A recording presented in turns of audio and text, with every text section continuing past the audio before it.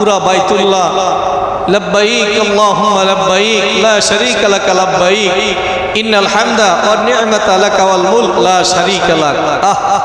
এরকম আপনার বাইতুল্লাহ তাওয়াফ করতেছে আর এরকম লব্বাইক আল্লাহুম্মা লব্বাইক এরকম বলতেছে, আল্লাহ আমি হাজির আপনার ঘর তাওয়াফ করতেছি, আপনার ঘরের সামনে আমি হাজির। সুবহানাল্লাহ।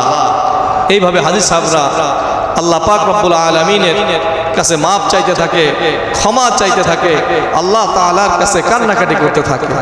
একটা হাজী সাহেব যখন আল্লাহ পাক রব্বুল আলামিনের সেই খানায় কাবা তার ঘর বাইতুল্লাহর সামনে যায়, একজন হাজী সাহেবের দিলের অবস্থা খুব পরিবর্তন হয়ে যায়।